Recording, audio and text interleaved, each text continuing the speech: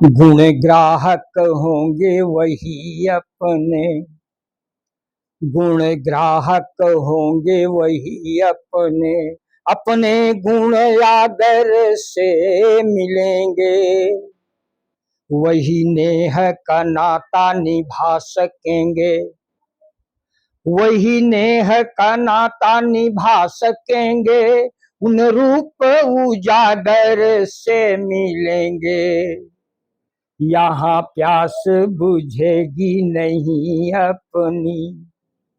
मृत्युलोक में न किसी की प्यास बुझी है और न बुझेगी। प्यास तो तभी बुझेगी जब अभीष्ट की जीव को प्राप्ति होगी। यहाँ प्यास बुझेगी नहीं अपनी, यहाँ प्यास बुझेगी नहीं अपनी, अपने नट नागर से मिलेंगे। करें आस क्या तुच्छ सरोवरों की, करें आस क्या तुच्छ सरोवरों की, हम तो महासागर से मिलेंगे, हम तो महासागर से मिलेंगे। बहनों भाइयों भक्तगणों, बड़े खेद के साथ ये कहना पड़ रहा है, ये कैसा आर्यावर्त था और अब क्या देखने को मिलता है। संस्कृति और संस्कार धूमिल पड़ते जा रहे हैं, सनातन धर्म की ताकत कमजोर होती दिखती है। केवल भीड़ इकट्ठी करने से सनातन धर्म मजबूत नहीं होगा। जब तक हमारी संस्कृति और हमारे संस्कार मजबूत नहीं होंगे, तब तक हमारा देश मजबूत नहीं होगा और सुख शांति और वैभव देश में दिखाई नहीं पड़ेगा। सच्ची मुस्कान चेहरों पर दिखाई नहीं देगी।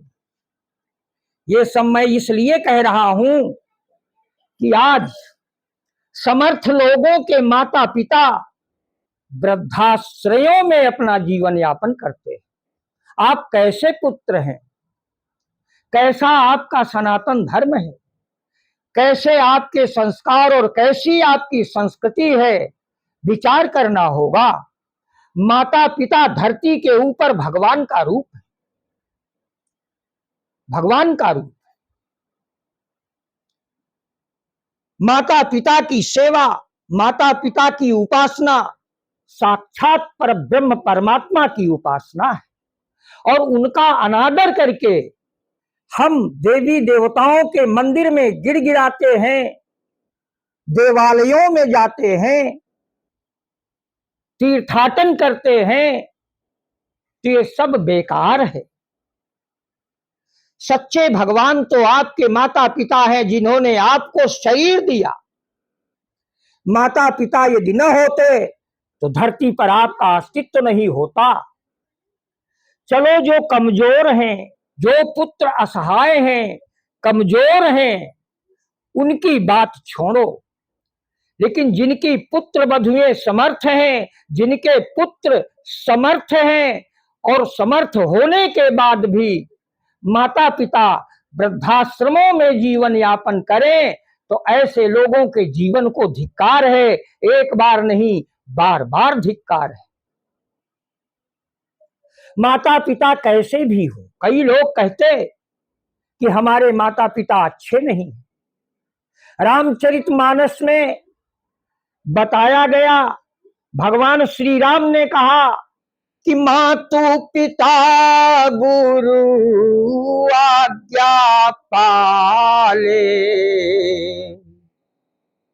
मातु पिता गुरु आज्ञा पाले, चले हुकुम पग पर न खाले।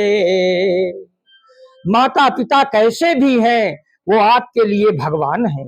उनकी सेवा करने में ही पुत्रों का, पुत्र वधुओं का कल्याण है। माता पिता की सेवा से आप जो प्राप्त कर सकते हैं वो कहीं नहीं प्राप्त कर सकते हैं। यदि माता पिता प्रसन्न हो गए तो समझ लेना, विश्वास करना, साक्षात नारायण वैकुंठवासी गोलोकवासी राधा कृष्ण आपके ऊपर प्रसन्न हो गए। वैसे तो माता पिता दोनों दोनों का बड़ा ऊंचा स्थान है, लेकिन यदि मुझसे कोई पूछे तो पिता से भी यदि ऊंचा स्थान है तो माँ का स्थान है। 9 मास तक तुमको जिसने अपने उदर में रखा, जन्म दिया, कितने कष्ट उठाए, कष्ट उठाकर तुम्हारा लालन पालन करके तुम्हें बड़ा किया। माता के ऋण से पुत्र कभी उऋण नहीं होता।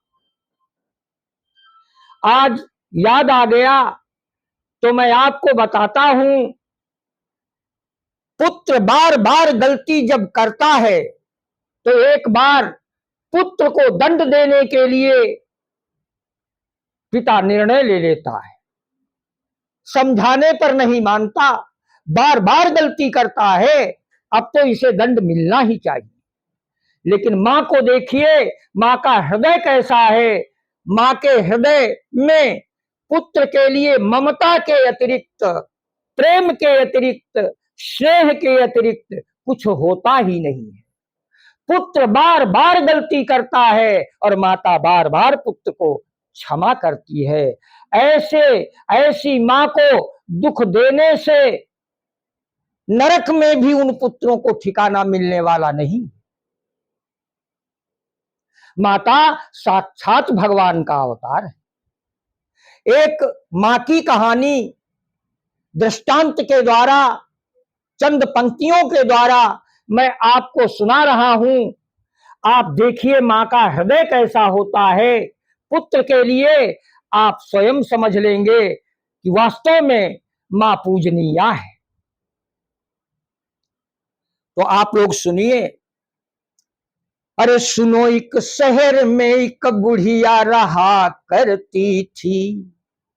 सुनो, एक शहर में एक बुढ़िया रहा करती थी। बहुत गरीब थी, मुश्किल से गुजर करती थी। सुनो, एक चांद सा बेटा भी उसके आला था। सुनो, एक चांद सा बेटा भी उसके आला था। बड़े ही नाज से बुढ़िया ने उसे पाला था। मगर वो ख्याल कुछ न मां की किया करता था। एक लड़की की मोहब्बत में जिया करता था।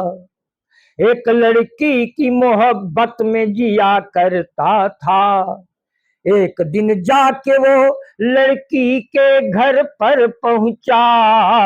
रचा ले शादी मेरी जान, तूने क्या सोचा। रचा ले शादी मेरी जान, तुझने क्या सोचा। सुन करके लड़की ने कहा, उस लड़की ने उत्तर दिया, बताया, कहा एक शर्त है, मैं शादी विवाह तो तुम्हारे साथ कर सकती हूं, लेकिन वो शर्त स्वीकार करनी पड़ेगी। अब देखिए लड़की की शर्त क्या है। सुनाऊं तुम्हें दर्द ममता का आला, दुनिया में है प्यार माँ का निराला। उस लड़की ने उस लड़के से कहा कि कलेजा माँ का अपनी ला के तुम दिखाओगे। कलेजा माँ का अपनी ला के तुम दिखाओगे। वादा करती हूँ जर कुछ भी नहीं पाओगे। तो ये सुन चल दिया घर, अम्मा पुकारा होगा। ये सुन चल दिया घर, अम्मा पुकारा होगा। खा ले खाना मेरे लाल, तू भूखा होगा। खा ले खाना मेरे लाल, तू भूखा होगा। याद आते ही उस लड़के ने ये अंधेर किया। हाथ भर का था छुरा माँ का जिगर पार किया, काट दिल ले चला बेदर्द ही चकना आई, काट दिल ले चला बेदर्द ही चकना आई, राह में चलते हुए पाँव ने ठोकर खाई। तो कलेजा गिर गया, फिर उससे ये आवाज आई कि ऐ मेरे लाल कहीं चोट तो नहीं आई, ऐ मेरे लाल कहीं चोट तो नहीं आई। तो माँ की आवाज को भला वहां कौन पहचाने, इश्क में डूबा हुआ मर्द भला क्या जाने। तो लाके उस दिल को लड़की को दिखाया जाकर, काट लाया हूं जिगर तेरी मोहब्बत पाकर। ये सुन लड़की कह दे था बहुत घबराया, है नादान मेरे कहने से तू क्या कर लाया। बोली लड़की तेरा जग में न गुजारा होगा, बोली लड़की तेरा जग में न गुजारा होगा, ए मेरे, बोली लड़की तेरा जग में न गुजारा होगा।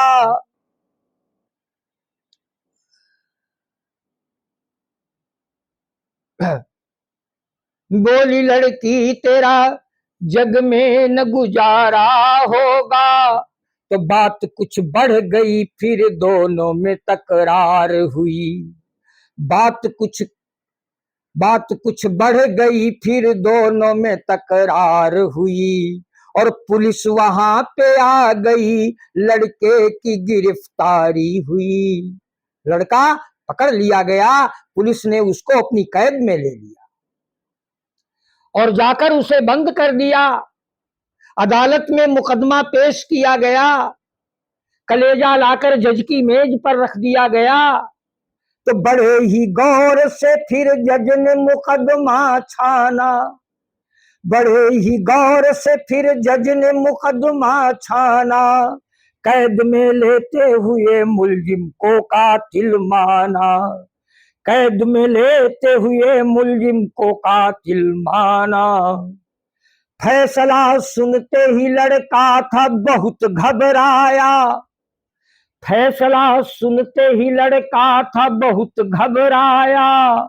मेज पर रखे हुए दिल ने सकून फरमाया, मेज पर रखे हुए दिल ने सकून फरमाया।